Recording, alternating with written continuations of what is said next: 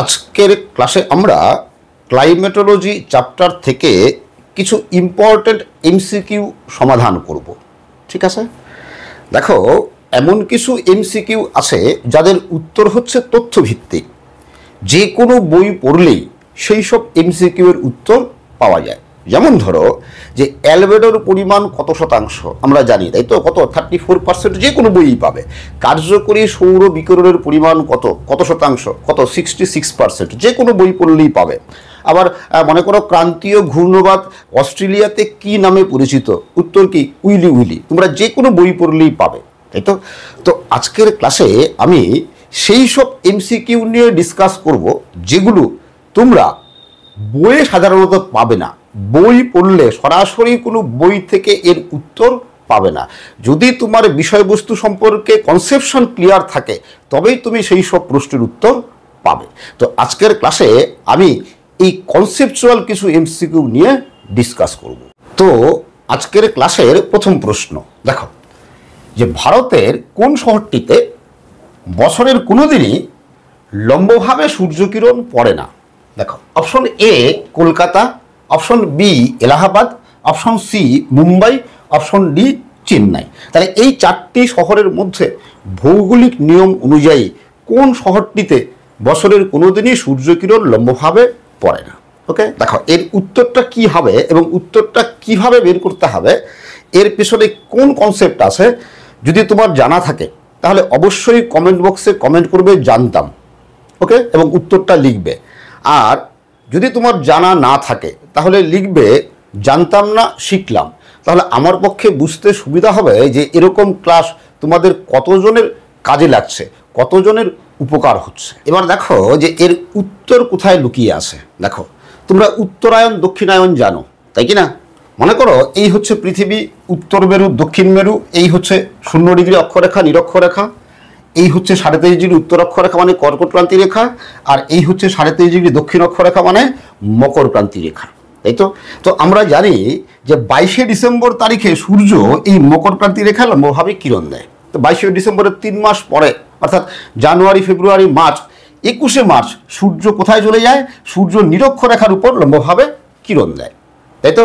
এবার 21শে মার্চের 3 মাস পরে মার্চ এপ্রিল মে জুন, 21শে জুন তারিখে সূর্য আবার এখানে চলে যায়, কোথায়? কর্কটক্রান্তি রেখায় লম্বভাবে কিরণ দেয়। তো যদি হিসাব করে দেখো যে 22শে ডিসেম্বরের পর থেকে 21শে জুন পুরো 6 মাস হবে। এই 6 মাস সূর্যের কি বলতো এই উত্তর দিকে উত্তরমুখী আপাতগতি লক্ষ্য করা যায়, আর এটাকেই বলা হয় উত্তরায়ণ, তাই তো?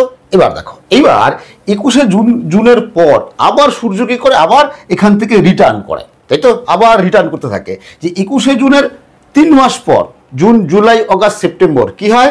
23শে সেপ্টেম্বর, দেখো এই 23শে সেপ্টেম্বর আবার কি হয়? সূর্য কর্কটক্রান্তি রেখা থেকে কোথায় কার উপর চলে আসে? নিরক্ষরেখার উপরে চলে আসে, তাই তো? এবার 23শে সেপ্টেম্বরের পর আরো 3 মাস পর সেপ্টেম্বর অক্টোবর নভেম্বর ডিসেম্বর কোথায় চলে আসে? আবার নিরক্ষরেখা থেকে কার উপরে চলে আসে?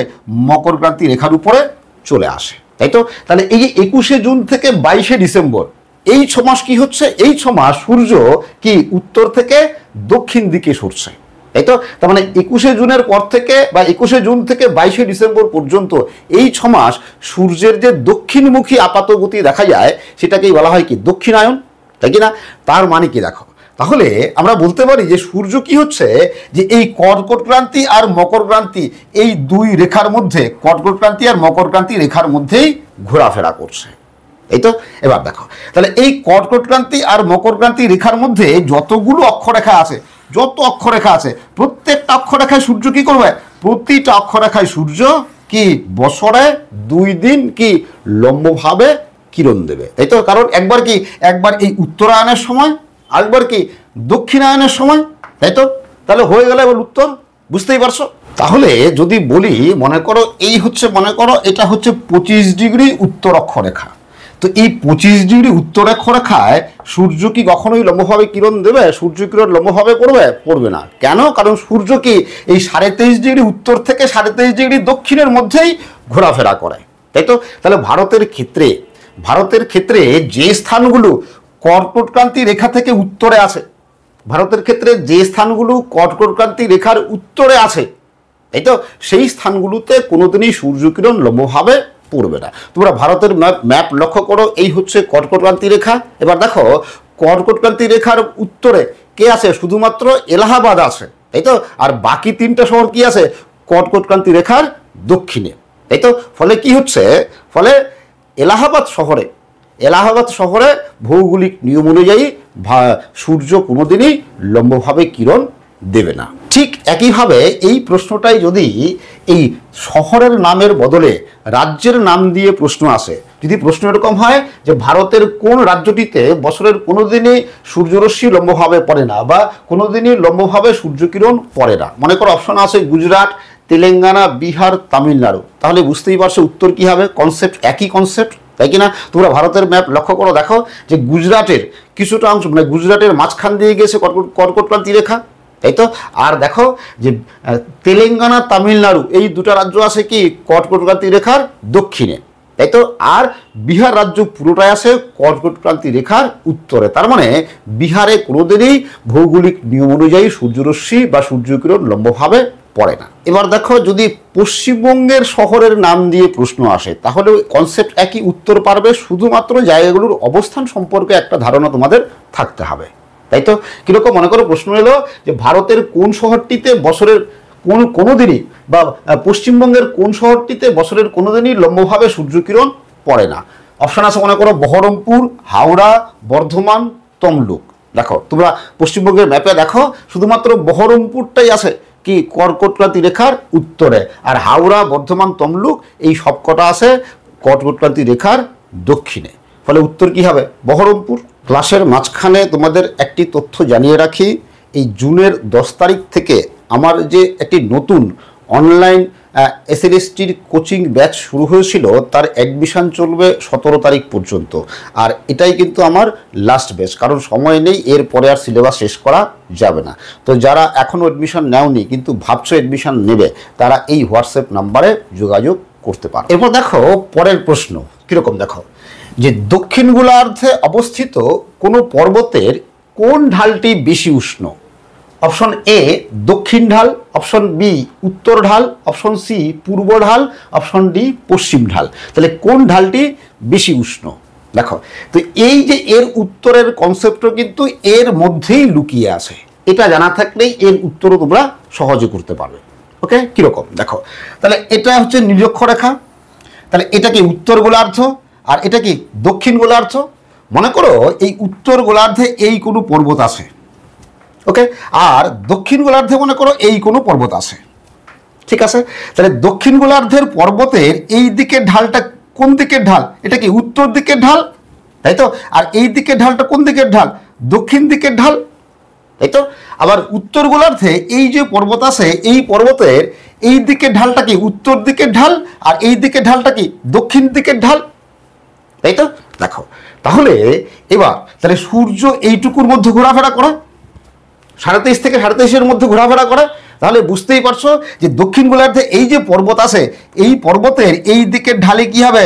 সূর্যরশ্মি কম পাবে, দক্ষিণ দিকের ঢাল সূর্যরশ্মি কম পাবে, কিন্তু উত্তর দিকের ঢাল কি হবে? সূর্যরশ্মি বেশি পাবে। কেন? যেহেতু সূর্য কি এই 23.5 ডিগ্রি উত্তর ও 23.5 ডিগ্রি দক্ষিণের মধ্যে কি ঘোরাফেরা করে। ওকে, তাহলে উত্তর কি হবে? কি যে দক্ষিণ গোলার্ধে অবস্থিত কোনো পর্বতের কোন ঢালটি বেশি উষ্ণ, তার উত্তর কি হবে? এই ঢালটি, তাই তো। তাহলে এটা কোন ঢাল? কোন ঢাল? উত্তর দিকের ঢাল, তাহলে অপশন বি হবে এর উত্তর, তাই তো। ঠিক একই রকম ভাবে যদি প্রশ্ন হয় যে উত্তর গোলার্ধে অবস্থিত কোনো পর্বতের কোন ঢালটি বেশি উষ্ণ, তাহলে ছবি দেখে বুঝতেই পারছো তাহলে এটা উত্তর গোলার্ধের পর্বত, তাই তো। তাহলে কোন ঢালটি বেশি উষ্ণ? কি এই ঢালটি বেশি উষ্ণ হবে, তাই তো। এই ঢালটিতে সূর্যরশ্মি কম পড়বে, তাই তো। তাহলে উত্তর গোলার্ধে যদি কোনো পর্বত হয় তার দক্ষিণ ঢালটি কি এই ঢালটি বেশি উষ্ণ হবে। ক্লিয়ার? আবার দেখো তাহলে এই যে উত্তর গোলার্ধের পর্বত আছে আর এই যে দক্ষিণ গোলার্ধের পর্বত আছে, দেখো তাহলে এই ঢালটাকে কি বলতে পারি? নিরক্ষরেখার দিকের ঢাল, কারণ এখানে আছে নিরক্ষরেখা। আবার এই ঢালটাকে কি বলতে পারি? দক্ষিণ গোলার্ধের এই পর্বতের ঢালটাকে কি বলতে পারি? নিরক্ষরেখার দিকের ঢাল, তাই তো। তাহলে দেখো যে পর্বত যে গোলার্ধে অবস্থিত হোক না কেন কি বলতে পারি? যে নিরক্ষরেখার দিকের ঢালে, তাই তো, নিরক্ষরেখার দিকের ঢালে উষ্ণতা বেশি হবে। এবার দেখো মনে করো তোমার কাছে ওয়ান লাইনার নোট আছে, আর এই ওয়ান লাইনার নোট কথাটি মার্কেটে এখন খুব চলছে, তাই কি না? ওয়ান লাইনার নোটে তুমি পড়েছো যে দক্ষিণ গোলার্ধে অবস্থিত কোনো পর্বতের উত্তর ঢালটি বেশি উষ্ণ, তুমি এখানে বুঝলে, তাই তো? এবার তুমি এই যে ওয়ান লাইনার নোট যদি তুমি এটা না বুঝে শুধু এটা মুখস্থ রাখো, তাহলে কি হবে? মুখস্থ তো সবসময় থাকবে না, তাই কি না? মুখস্থ বিদ্যা কি ভুলে যেতে হয়, তাই তো? ফলে একসময় ভুলে যাবে। কিন্তু যদি এই ঘটনাটি বুঝতে পারো, যদি এটা বুঝে থাকো, তাহলে কি আর কোনোদিনই ভুলবে না, তাই কি না? ফলে কি বলতো, যে ওয়ান লাইনার নোট পড়ে কিন্তু শুধুমাত্র ওয়ান লাইনার নোট পড়ে এসএসসি পাস করা যাবে না। ক্লিয়ার? তুমি যদি না বুঝে শুধু এইটুকু মুখস্থ রাখো, তাহলে যদি প্রশ্ন ঘুরিয়ে আসে, যদি প্রশ্ন এরকম আসে যে কোনো পর্বতের কোন ঢালটি বেশি উষ্ণ, নিরক্ষরেখার দিকের ঢাল না নিরক্ষরেখার বিপরীত দিকের ঢাল, তাহলে এখান থেকে তুমি উত্তরটা পেয়ে যাচ্ছ, তাই কি না? তোমার ওয়ান লাইনের প্রয়োজন নেই, এখান থেকে উত্তর পেয়ে যাচ্ছ। কি?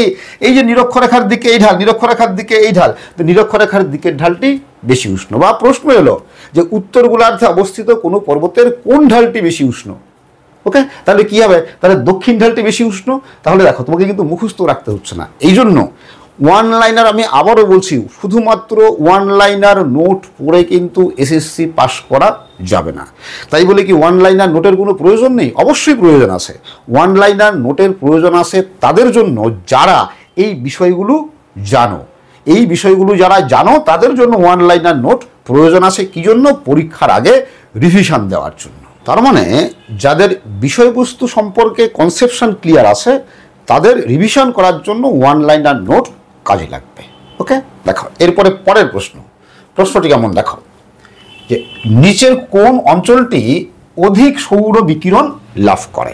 দেখো, অপশন এ উত্তর গোলার্ধ গ্রীষ্মকালে, অপশন বি উত্তর গোলার্ধ শীতকালে, অপশন সি দক্ষিণ গোলার্ধ গ্রীষ্মকালে, অপশন ডি দক্ষিণ গোলার্ধ শীতকালে। তো এখানেও কিন্তু তোমাকে বুঝে উত্তর করতে হবে, কনসেপশন ক্লিয়ার থাকতে হবে। তো এই প্রশ্নের উত্তর কোথায় লুকিয়ে আছে? এই প্রশ্নের উত্তর লুকিয়ে আছে অনুসুর অপসুর অবস্থানের ক্ষেত্রে। কীরকম দেখো, যে আমরা জানি এই মনে করো পৃথিবীর উপবৃত্তাকার কক্ষপথ, এটা এই সূর্য থেকে দূরে আছে, মানে অপসর অবস্থান কোন তারিখে?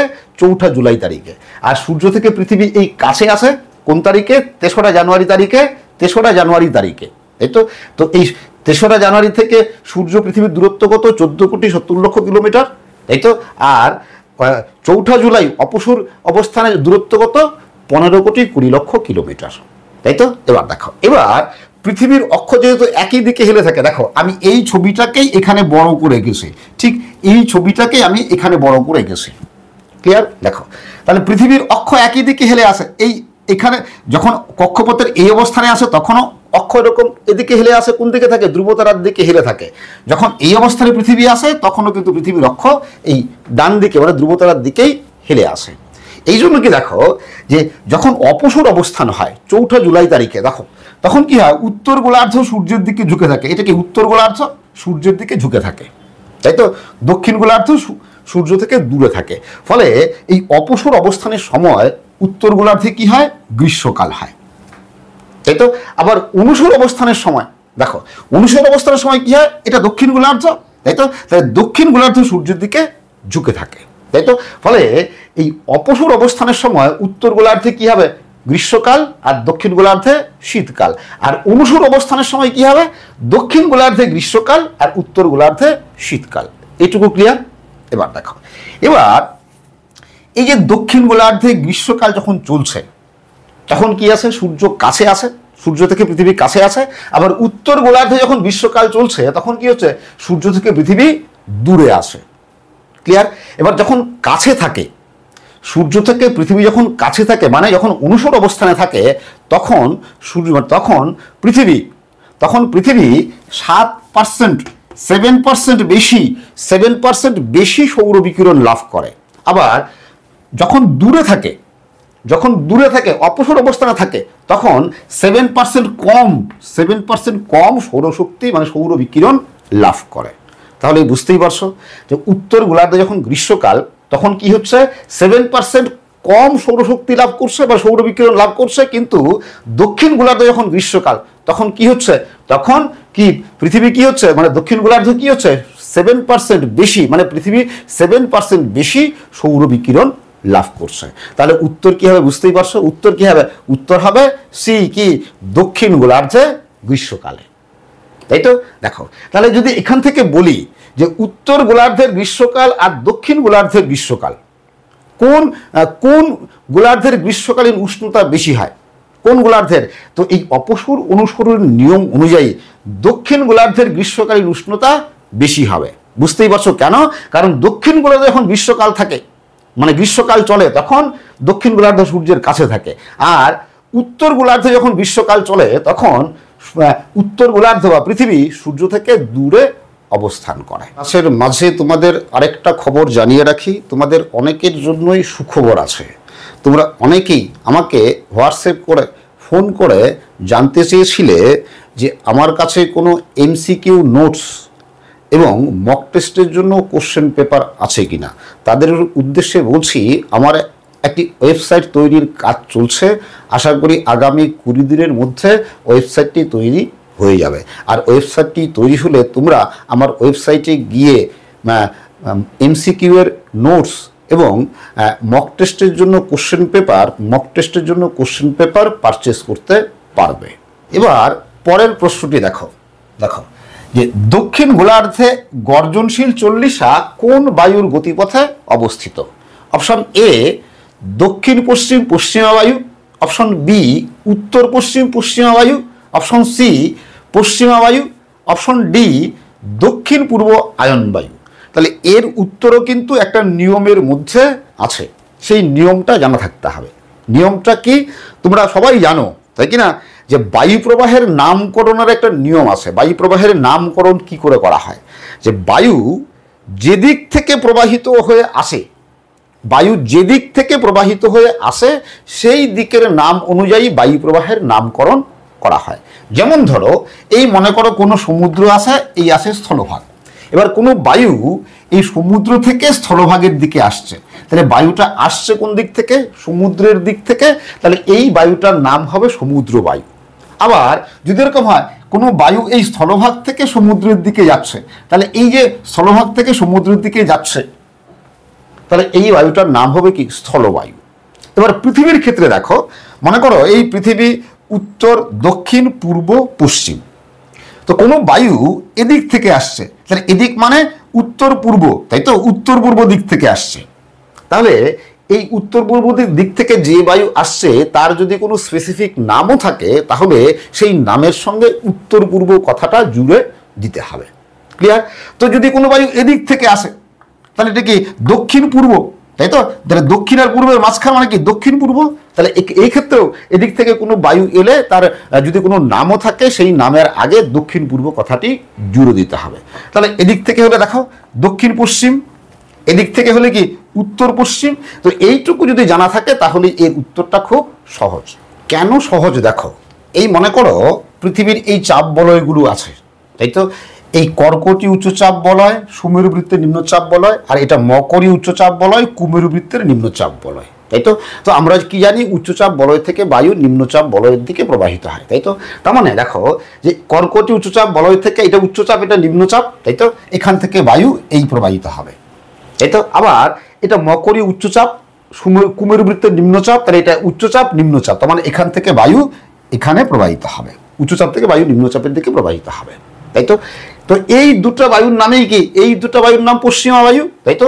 তাহলে এই কর্কটি উচ্চচাপ বলয় থেকে সুমেরু বৃত্তের নিম্নচাপ বলয়, আর মকরী উচ্চচাপ বলয় থেকে কুমেরু বৃত্তের নিম্নচাপ বলয়ের দিকে যে বায়ু প্রবাহিত হয় তার নামে কি? পশ্চিমা বায়ু। এবার পশ্চিমা বায়ু দুটো ভাগ, এটা একটা পার্ট, এটা একটা পার্ট, তাই তো? এবার দেখো, তো বায়ু আমরা জানি বায়ু কিরকম সোজা প্রবাহিত হয়? সোজা প্রবাহিত হয় না, তাই তো? বায়ু কি হয়? উত্তর গোলার্ধে ডান দিকে বেঁকে, দক্ষিণ গোলার্ধে বাঁ দিকে বেঁকে প্রবাহিত হয়। তাহলে এটা উত্তর গোলার্ধ, তাহলে বায়ু কি হবে? এই সোজা না গিয়ে কি হবে? এই ডান দিকে এরকম বেঁকে যাবে, তাই তো?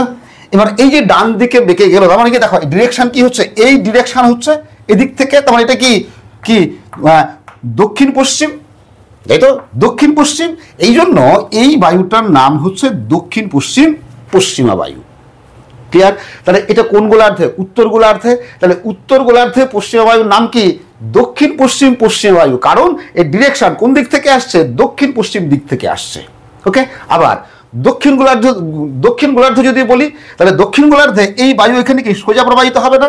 ফেরেলের সূত্র অনুসারে কি হয়, দক্ষিণ গোলার্ধে বাঁ দিকে বেঁকে যায়, তার মানে এরকম সোজা না গিয়ে কি হবে, এরকম বাঁ দিকে বেঁকে যাবে, তাই তো? তাহলে বাঁ দিকে বেঁকে গেলে দেখো ডিরেকশন কি হচ্ছে, এই ডিরেকশন হচ্ছে, তাই তো? তাহলে এটা কি হচ্ছে, উত্তর পশ্চিম। তাহলে এই বায়ুটা কোন দিক থেকে আসছে, উত্তর পশ্চিম দিক থেকে আসছে। তাহলে এর নাম কি, এটাও পশ্চিমা বায়ু। কি পশ্চিমা বায়ু, উত্তর পশ্চিমা বায়ু। তাহলে দক্ষিণ গোলার্ধের যে পশ্চিমা বায়ু তার নাম কি, উত্তর পশ্চিমা বায়ু।